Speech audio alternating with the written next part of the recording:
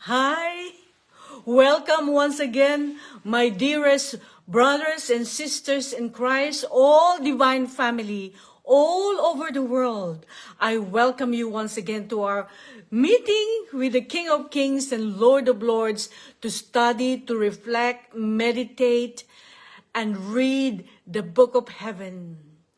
This is a wonderful day whenever we come and meet with this. Just the Lord is so ecstatic because He's hearing His voice. He's hearing His words being spoken here on earth. So the gates of heaven is open once again for all of us, and the floodgates of heaven are pouring out blessing upon blessing, glory after glory, because the divine will is being spoken, and the light of the divine will is flooding in to all our homes wherever we are. So we thank the Lord for that blessing, that the divine will is so powerful that it can reach everywhere. So I would like to just invoke the presence of our Lord, Father, Son, and Holy Spirit. You are welcome in our heart, in our mind, in our will, in our understanding. Lord, we offer you our body as a living sacrifice of praise. We surrender to you our human will, O Father, Son, O Holy Spirit. Our human will is yours. We give our human will surrender our human will to Mother Mary, so that Mother Mary can keep our human will. And we give the key to our human will to Saint Joseph. We don't want our human will, Mama, so keep the human will for us and don't give it to us.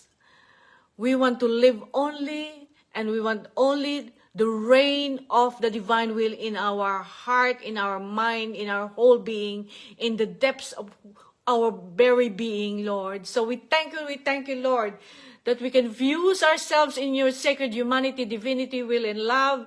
And when we enter into the divine will, we are actually doing this. This meeting is being done in the divine will, so the light of the divine will is upon us. And so, Lord, I have nothing to give, Lord. And you are the one who wants to give everything, Lord. So I give you my mouth as your mouthpiece, Lord, because I am a nothing, and you are all. So let's pray before our study. Dear Jesus, may we enter into the eternal divine order of God, to place our absolute nothingness in the heart of the most holy Trinity, to give to our God the joy of fulfilling the purpose of our existence, and by doing all the acts of our life through the immaculate heart of our dear Mother Mary, and in the divine will of God. And in the same manner, may we live, pray, act, eat, walk, sleep, and do everything. May our soul be devoid of any longings, wants, or desires, and may you, our beloved divine will, do with us whatever you want or desire. All we ask is that you bind us to your most holy will so intimately that we may never swerve from carrying out what we know to be your good pleasure, that we remain so docile to the movements of your divine will that you never perceive even a breath of resistance in our soul to your request of us. Come, divine will, with all the angels and saints, especially our dear Mother Mary, to touch our forehead and imprint on it the Holy Spirit, and infuse in us true light, so that we may understand the truths and the good that are in these writings. Amen and amen. So, I have decided, because I tried to figure out where we finished the last meeting, speaking about the general confusion in the church. And I have decided that we actually have not finished the whole thing. So I would just like to finish off that segment on the general confusion of the church and the world. So let me just continue from the last meeting. So this is the last kingdom. We are living the last kingdom, the last beast of the book of Revelation. So that is very, very clear. We know where we are.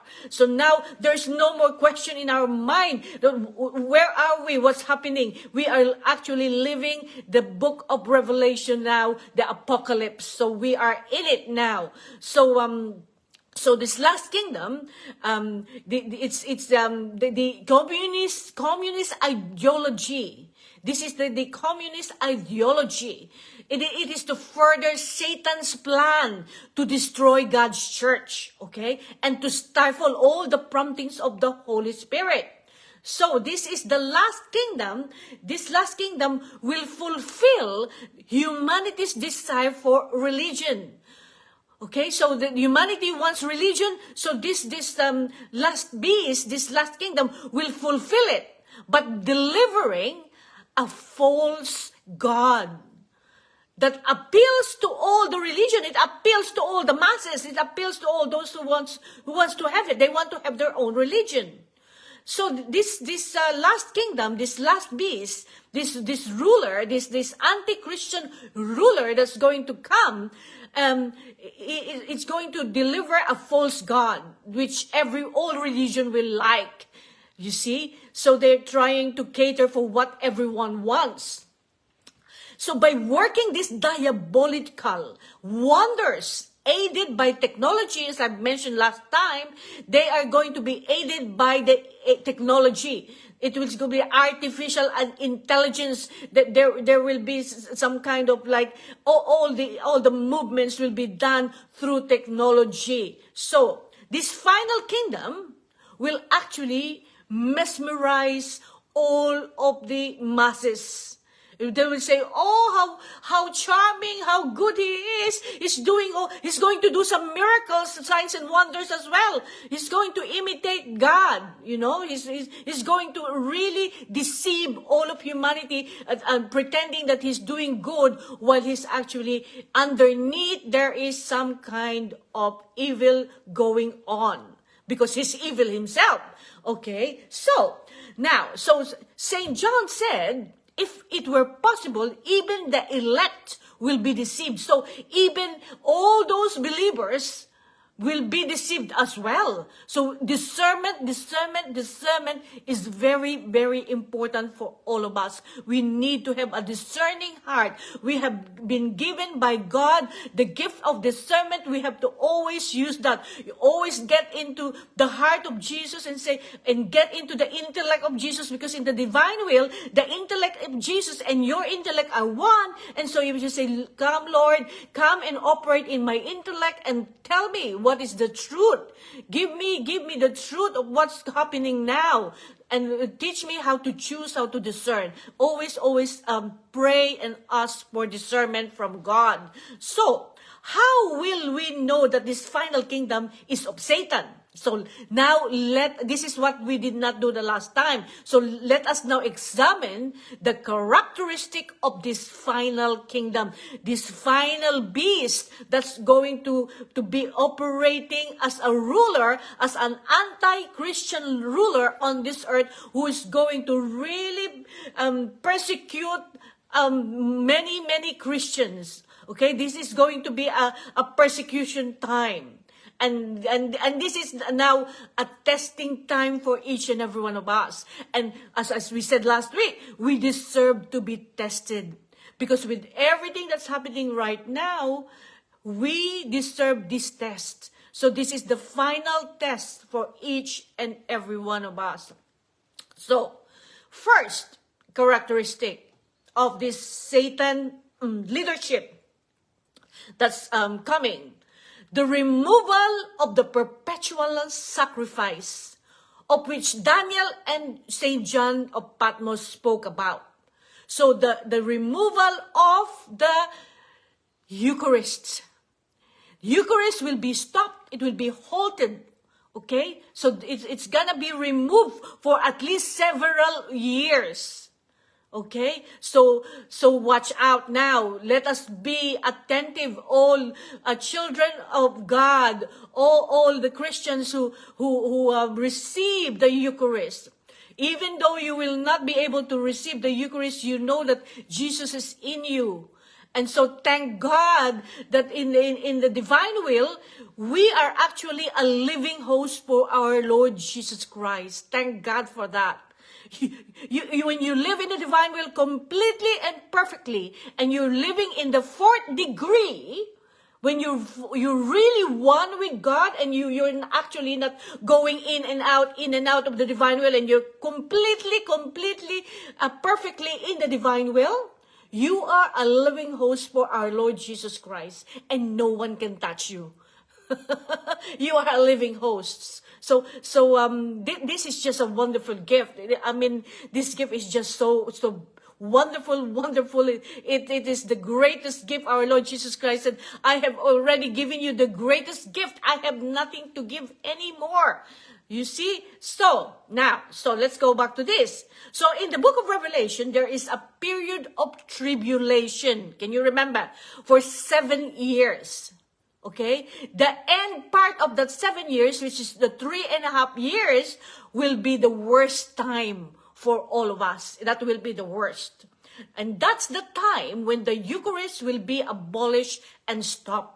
Okay, so that is the time that the last 3.5 years will be quite bad. It will be quite painful.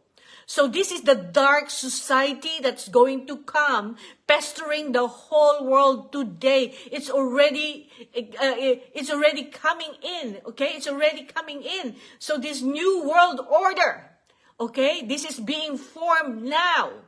Okay, so this new leadership, this dark society, this anti-Christian leader is now going to undermine God's grace. You know, they want to stop the Eucharist, so they're trying to undermine God's grace, which is communicated by means of the sacraments. So there will be no sacraments during that time. There will be no baptism. Everything will be stopped. Okay, the Holy Communion, no confirmation, my. So, let us really, really be attentive and let's get ready for this. Okay, the second characteristic of this final kingdom, this beastly kingdom that's coming, is the public exercise of the papacy will be suppressed. So the Holy Fathers, the leadership of the Holy Father will be suppressed. He will be under heavy persecution. So we have to really, really pray for our Pope. Okay, he will be in persecution, and you see, the papacy have always existed. Even before the time, during the catacomb times, and Christians were hiding, and people are getting martyred, okay? And so the public exercise of the Pope wasn't permitted, that people are hiding, you know. But Satan, you see, Satan wants all authority. He even wants to have the authority of the Pope, you see? And he will do everything to get it. So, what God already knew that. God already foreseen everything that is being the plans of Satan. God already knew that beforehand. So, although Satan will have his hour, yes, Satan will have his hour, but God will have his day. The day of the Lord. Yes, Satan will have to have his hour, but there will be the day of the Lord, and it is the victory, the triumphant King will reign. So let us remember, there can be no resurrection without a crucifixion. Let us be clear about that. And this is the reason why we are going to have to go through all this. Okay? We cannot resurrect unless we are crucified. At the moment we are in that cross, we are with Jesus on the cross, and so this is where we are right now. We are suffering. The church and the world are suffering. The church is heavily is attacked as well by the evil one. So with all the disunity, with all the confusion, the whole world, all the nations of the world, not having peace in the world, all these things, and the devil is stirring up, most especially in the Middle East, with the Jewish, the Israelis and the Palestinian, and all the enemy is stirring up all this right now. We are actually in the middle of our crucifixion. We are there. We are suffering. So there will be no Easter without Good Friday. So we are going to have to go through all this. And there can be no reign of God's will on earth without Satan having his will on earth. You see, Satan will have to have his will on earth, even just for an hour. And so we are living in those times at this moment in time. So the third characteristic of this evil conglomerate kingdom is it will try to replace and give us a false substitute religion. So that's a false substitute religion. And St. Paul speaks about the man of iniquity. In the second letter to the Thessalonians, the abomination and desolation, the man of lawlessness. That's what it is. It is a male individual, often referred as the Antichrist by the church father. Okay, the Antichrist. And he will sit himself on the throne of God and declare himself as God. And so this is the counterfeit church he will actually proclaim himself as God. So I would like to mention that this is not this is not the Vatican, okay? Many people makes a lot of mistake on trying to put the Vatican in the sin. No, this is not Vatican. Our Pope is a holy Pope. This is never be the Vatican. Yes, the Vatican is in Rome, but the Vatican is a holy one, okay? Although, yes, we have been infiltrated through the Freemasonry with the evil that happened a long time ago. We have been infiltrated with the evil, and that's why there are a lot of things happening in the church, but the church stands holy, blameless, even though she is simple at the same time. We are the church of holy people and the sinners at the same time. Yes. So this Satan, this leadership, this new leadership that's coming, has nothing to do with the Vatican. In fact, he wants to suppress the Vatican. He wants to persecute the Vatican. So this is the world dominion of the papal authority that he wanted to possess. Okay? So what actually Satan wants is authority over the moral consciousness of the human being. That's what Satan wants. The moral consciousness. So this is a part of the communist ideology. There is no freedom of religion, no freedom of conscience. Okay? You can't do anything. There's no freedom. You can't worship. You can't speak. Okay? The devil is in control through technology. Okay? So God is allowing all this. He is allowing all this because He is testing each and every one of us. Because the wickedness is overflowing now. The cup is overflowing. Mother Mary said the cup is overflowing. The iniquities is overflowing. So with this thing that's happening in the world, we need to be tested. And so the Lord will see who is really His child, who is really with Him. Okay, so the fourth characteristic of this tyrannical ruler, okay, that is imposing this last kingdom is to deny the resurrection of our Lord Jesus Christ. So he will deny that our Lord Jesus Christ has risen from the dead.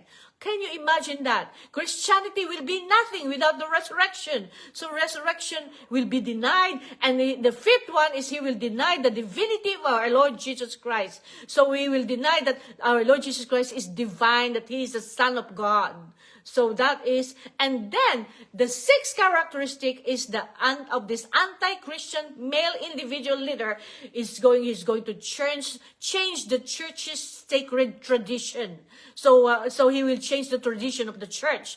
Okay, he won't be able to change the church, but he will change the sacred tradition of the church. Okay, so this is the last kingdom that is being cooked up right now. So in St. John reveals in the book of Revelation, he speaks of the beast as being forced to all people, small and great and rich and poor, free and slave, to be given a stamp, okay, on the right hand or on the forehead.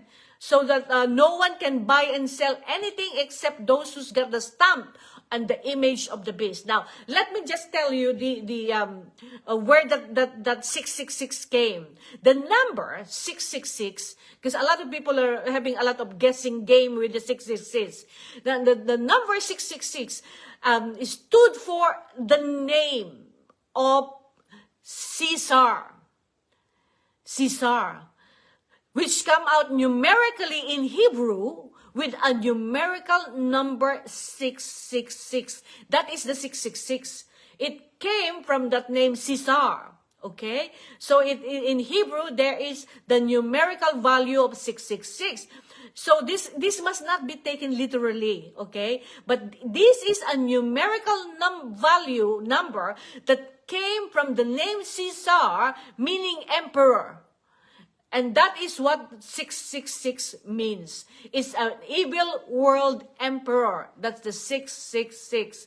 So let us not do a lot of guessing game about the 666. It's just as simple as that. It's the evil world emperor, and the name Caesar, the numerical value came from the Hebrew, which is 666 in numerical value. That is what the 666 is. So this seventh head, this seventh king, this last kingdom that St. John and the book of Revelation is yet to come. Okay, it's yet to come. Now, so this last kingdom, its aim is to deny God. It's to deny God. This last kingdom is to deny God, that God exists. That's the lie of Satan, that God did not create us, that other beings created us. So that is the lie, the big lie of Satan, and they want to deny God.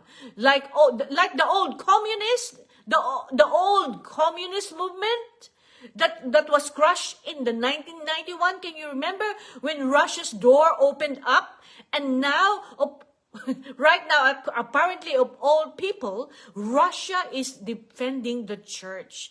Russia is defending the Christian's life more than the Western world, apparently. Isn't that an irony that Russia is actually defending the Christian rights? Now, so this happens because ever since St.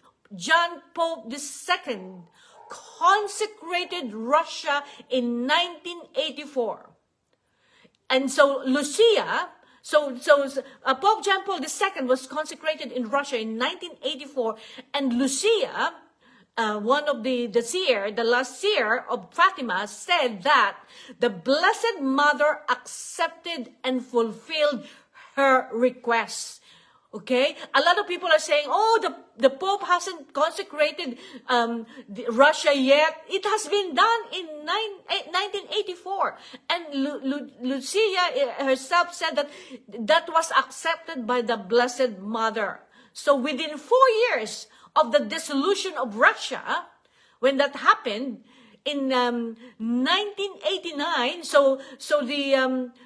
St. Pope John Paul II consecrated Russia in 1984. After 4 years, in 1989, the fall of the Berlin Wall happened.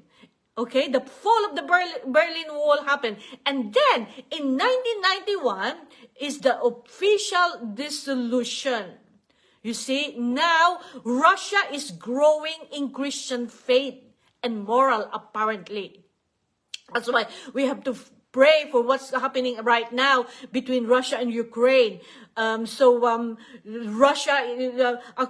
is going according to Mother Mary in Medjugorje.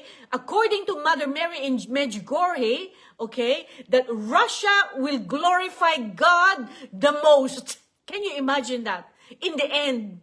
Okay? And it's actually happening already. People are more fervent than ever before in the East now.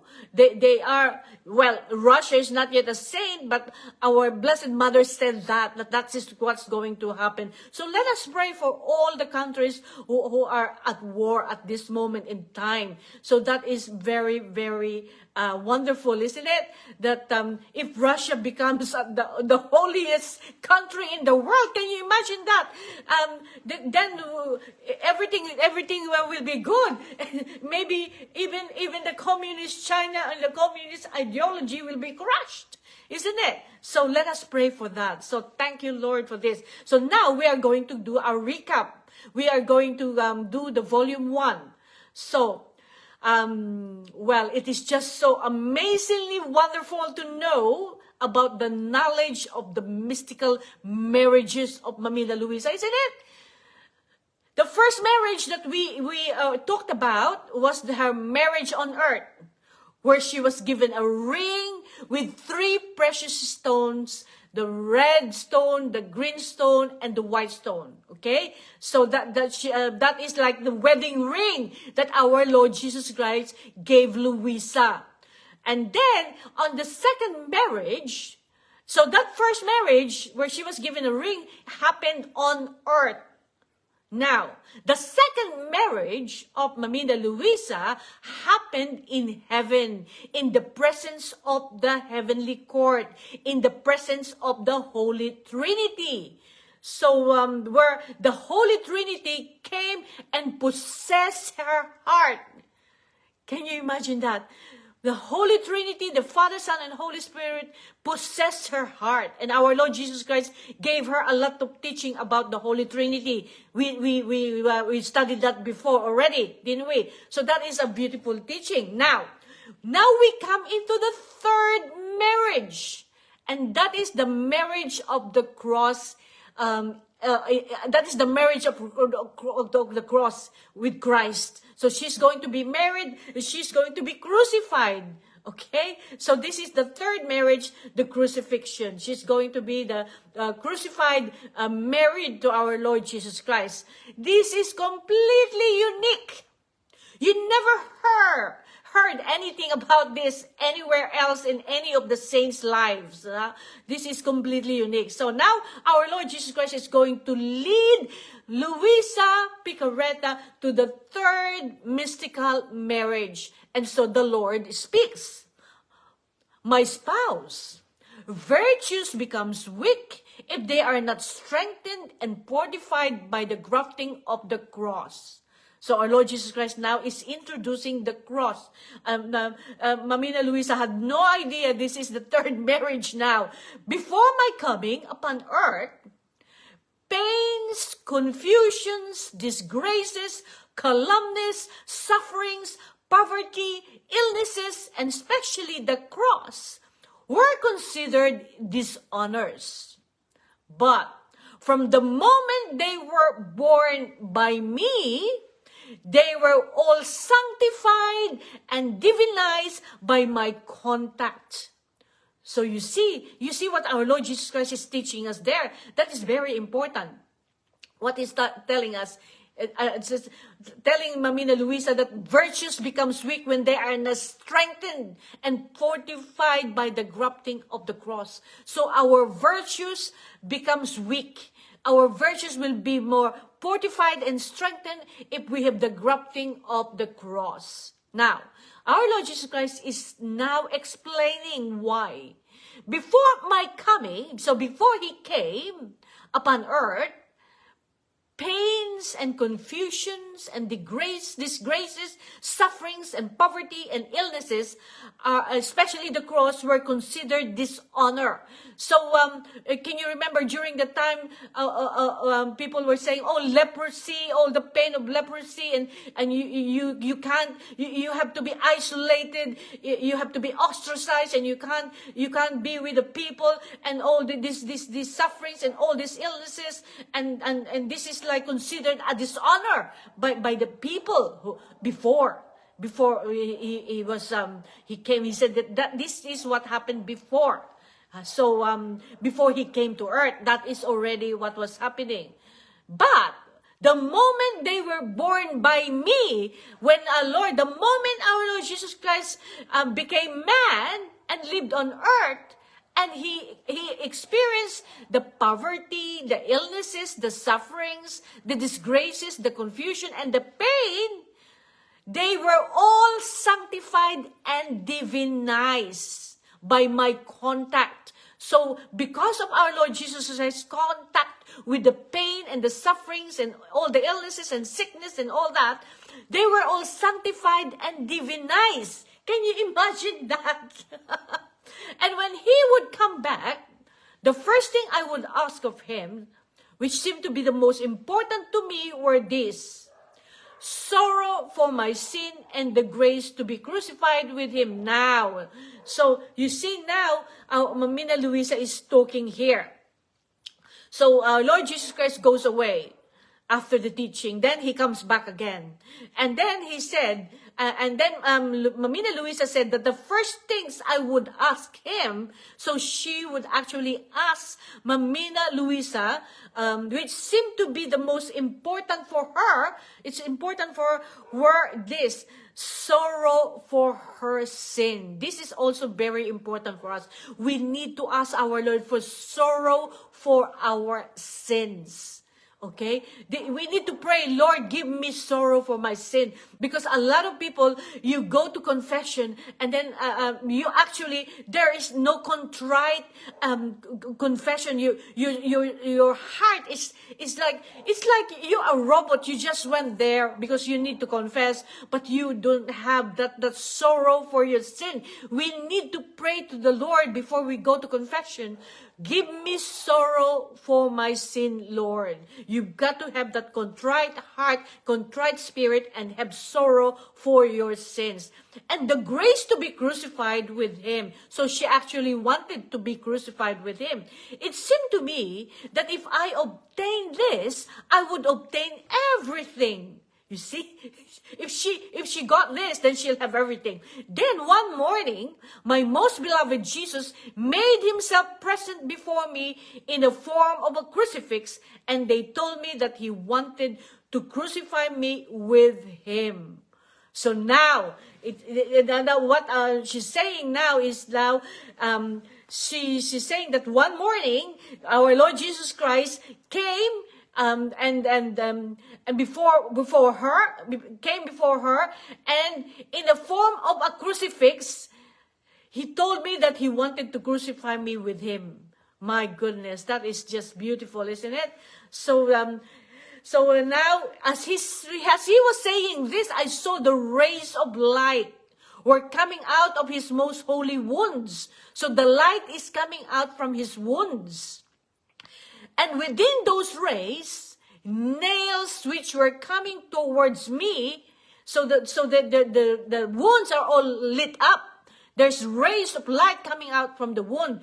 And so the rays and the nails which is coming towards her, and at that moment, I don't know why, though I desired so much to be crucified by him, as I feel consumed, I was caught by a great fear that made me tremble from the head to foot, and I felt such annihilation of myself. I saw myself so unworthy to receive that grace that I did not dare to say, Lord, crucify me with you. Oh my God. Jesus seemed to be suspended, waiting for my will. Wow. I actually highlighted that thing, waiting for my will. You see what happened there? So she was really excited, and she really wanted to be crucified with him on the cross. But for some reason, she said that as she's really wanting to be crucified with him, but he for some reason she felt suddenly, the fear suddenly started coming to her heart. The fear, it made her even tremble from head to foot. So she's feeling like she's feeling unworthy. She saw herself as unworthy to receive that grace. So this fear is actually the feeling of being unworthy to receive the grace of being crucified with him on the cross. It's not that she's afraid of the cross. She's not that she's afraid of the crucifixion. She's feeling herself unworthy. that she be crucified with him. Can you imagine that? So she said, I wouldn't dare say, Lord, crucify me with you. So it's Jesus, Lord says that she is, this thing is suspended. It's suspended, it's waiting for my will. So our Lord Jesus Christ is now hanging on, waiting for the will. What is the will of Mamina Luisa? Waiting for her to say what she wants. Now, of course, God will never go against our will. Of course, He is the one who gave us our free will. And if you don't concede your willingness to Him, He won't go outside of that will of yours. So that is the reason why it's suspended. It's waiting for her will. Okay? Now, who can tell how ardently I desired Him? Within the intimate part of my soul, though, at the same time, I saw myself so unworthy. So now she's really desiring to be crucified with Jesus, but she's seeing herself so unworthy. My nature was frightened and trembled. Her nature is really frightened and trembled. But while I was in this state, my beloved Jesus, through the intellect, solicited me to accept. So now our Lord Jesus Christ is now connecting and now communicating through Mamina Luisa's intellect to intellect. So our Lord Jesus Christ's intellect, Mamina Luisa's intellect, and our Lord Jesus Christ is now soliciting her to accept from intellect to intellect. Okay, so this is very important for you to understand that the intellect of our Lord Jesus Christ is operating in our intellect in the divine will. Okay, this is very important for you to understand that your intellect is connected to our Lord. So our Lord can actually give you an infused knowledge of something that you never knew, and He can give that to you because the infused knowledge has been restored to us according to the volumes, the higher volumes that I read. The infused knowledge that Adam and Eve lost for us, they lost the infused knowledge. We are now getting that back. That has been restored to us. So the infused knowledge from our Lord Jesus Christ's intellect and our intellect are one, and He can give us some kind of knowledge of something that we do not know, and He can give it to us through communication of our intellect with His intellect. That is what's happening there. Then, with all my heart, I said to Him, Holy Spouse, crucified for me, I pray you to concede me the grace to be crucified, and at the same time, not to allow any external sign to appear on the outside. So now, Mamina Luisa is saying here that yes, I want to be crucified with you. I want to be nailed on the cross with you, because this is the third marriage now. Our Lord Jesus Christ is offering her the third marriage now. And this marriage is the crucifixion and the marriage on the cross. So she doesn't think that she's worthy of this grace, you see. So that's why she's trembling and she's frightened. Now she said, she finally, after the communication of our Lord's intellect to her intellect, now she's saying, now in her will, she's saying that she wanted to be crucified with Him. But on some condition, she's got some condition. On one condition, Mamina Luisa said that she can have nails and everything, but she doesn't want it to be seen. It has to be hidden. You see? She doesn't want to have any external sign appearing from the outside. You see? So that is her condition. Yes, I am going to accept the third marriage to be crucified with you on the cross, my Lord. I want it. and she said that she's not worthy, but now our Lord Jesus Christ is telling her, you are worthy. They had an intellect to intellect contact. And so now she's saying, yes, I will accept it. But in one condition, I don't want anything appearing like the like Saint Padre Pio have a stigmata on his hands, and all the other saints that's got stigmata. She doesn't like that. She wants everything to be hidden, so nothing to appear from the outside. Okay, so she said, yes, give me suffering, give me your wounds, but let everything be hidden between me and you. You see, she doesn't like any stigmata, you see. So she will only accept that crucifixion if it cannot be seen. Okay, so she's actually going to suffer, although she will be really suffering, because remember that all this is a spiritual, all these are a mystical spiritual experience. But literally, Luisa Piccarreta is being nailed, okay? She's actually experiencing the pain of the nail, okay? That is, because it's real. So it's really happening. So, those rays of light, together with the nails, pierced my hands and my feet through, and my heart was pierced by the ray of light together with a lance. So she experienced exactly the same as our Lord experienced.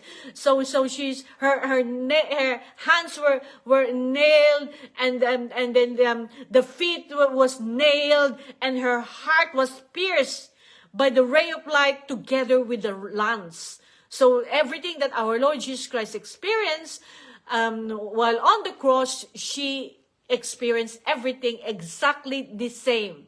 Okay? So she said, who can tell the pain? Because she was in pain.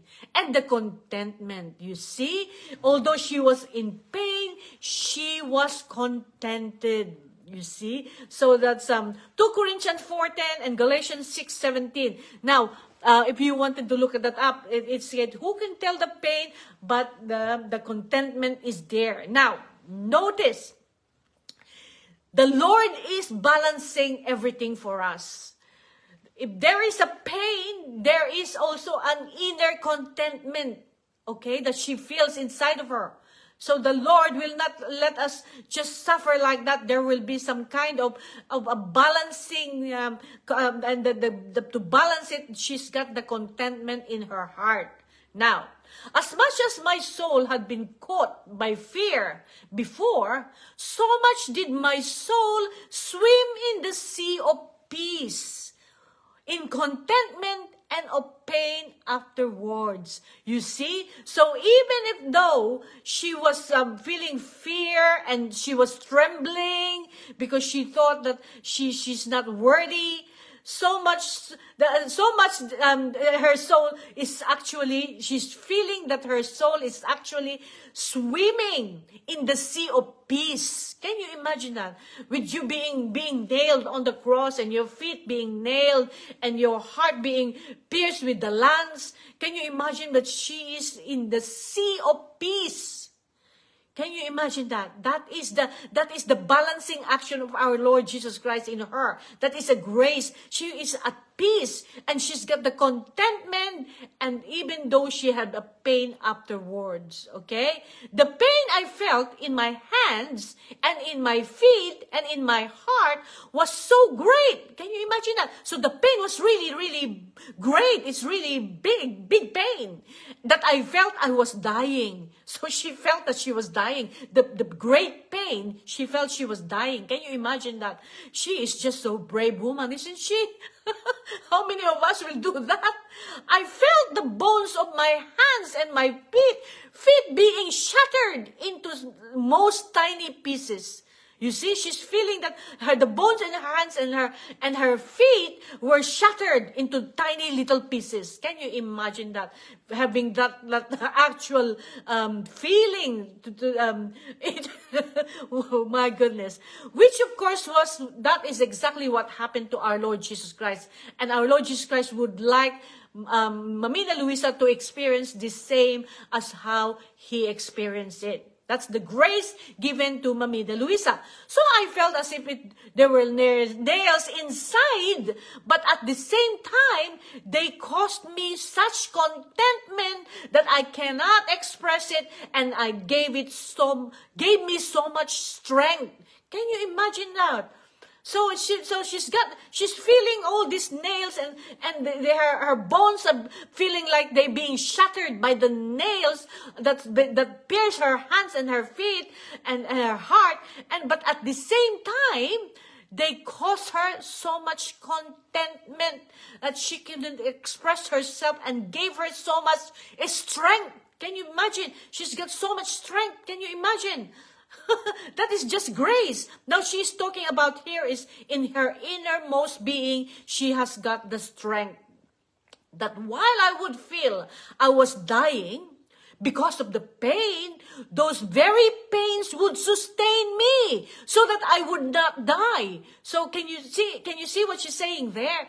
Those very pains that she was feeling is the one that is actually sustaining her so that she doesn't die. Can you imagine that?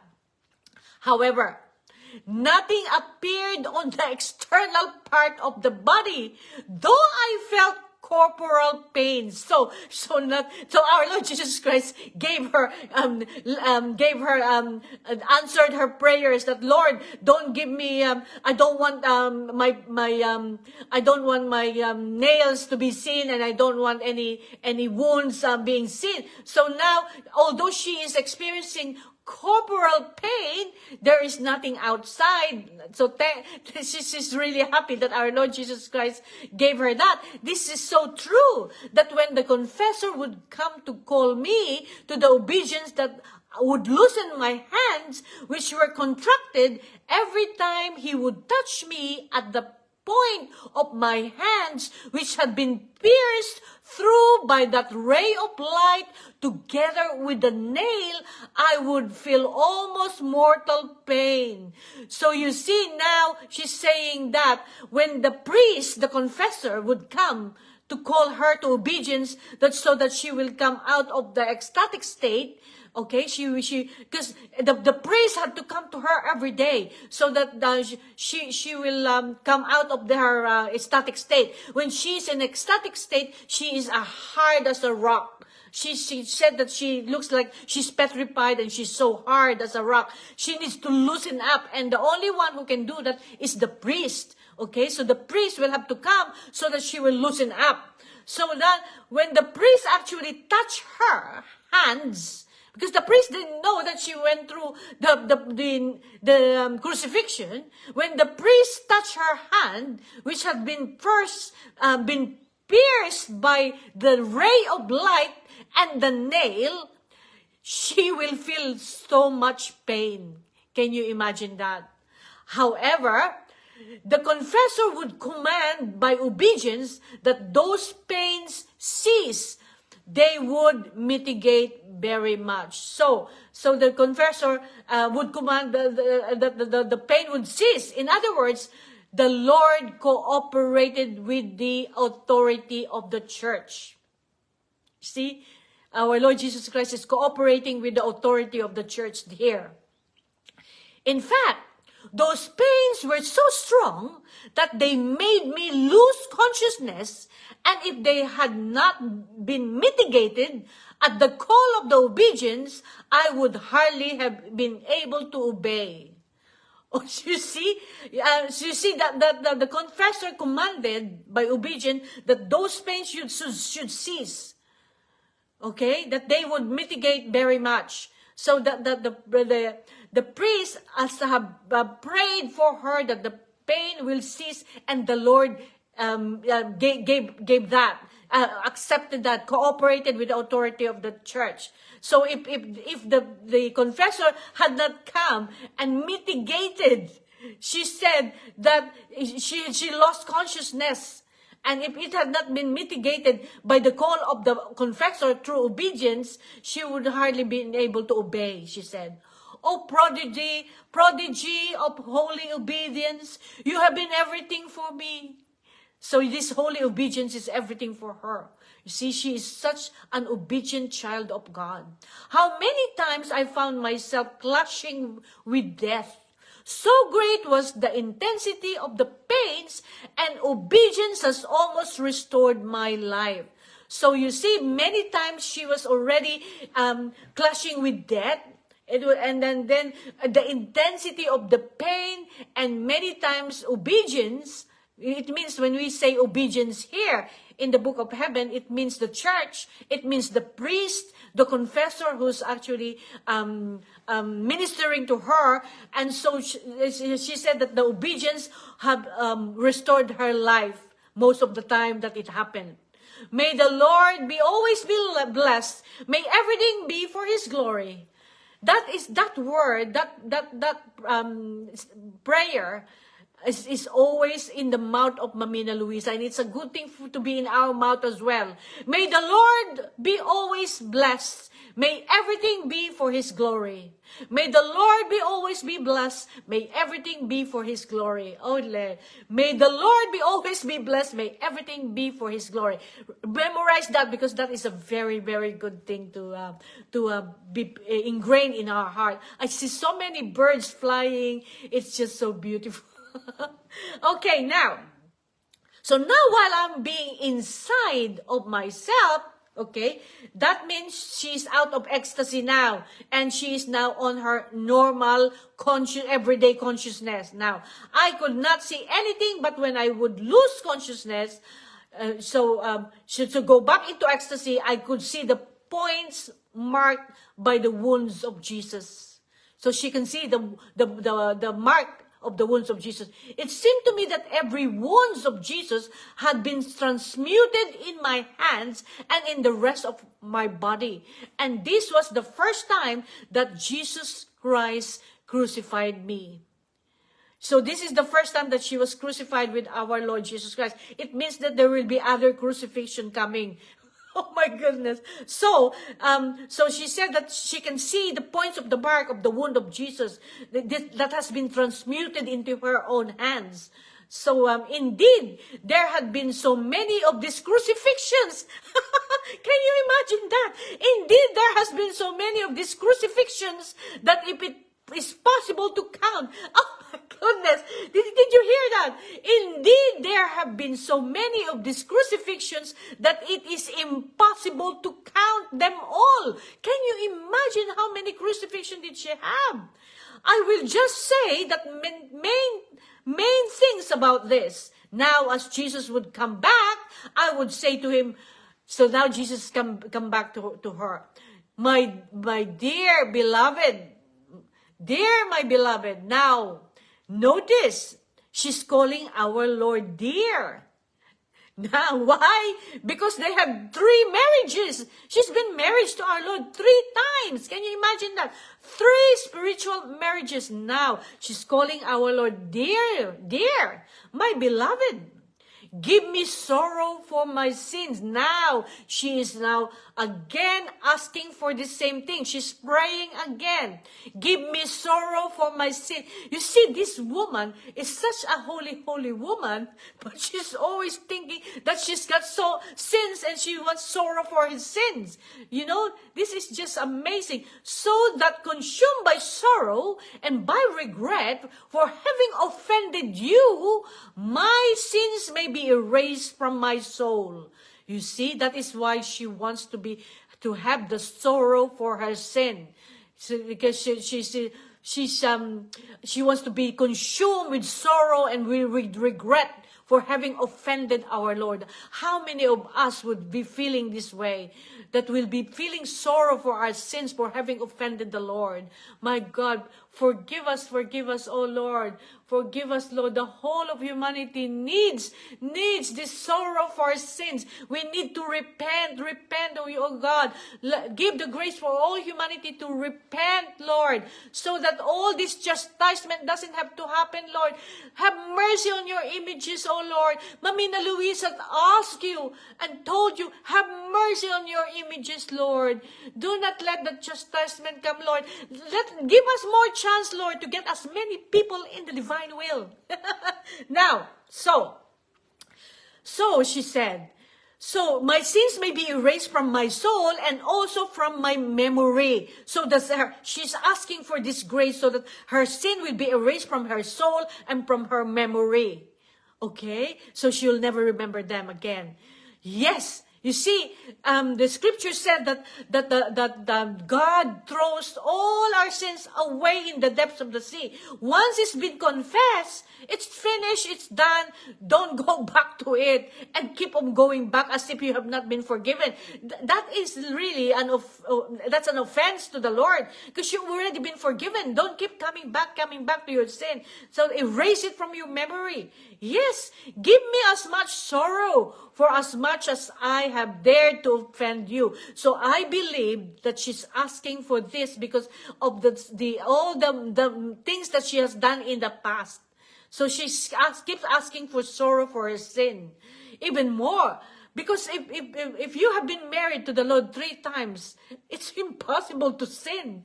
But she is remembering the sin of the past, and she keeps on asking that it will be erased as well, not only from her soul, but from her memory. Yes, give me as much sorrow, for as much as I have dared to offend you, even more let sorrow surpass this, so that I may draw more intimately close to you. You see, I believe that this is being said as well, so that we also learn that we need to have that sorrow for our sin.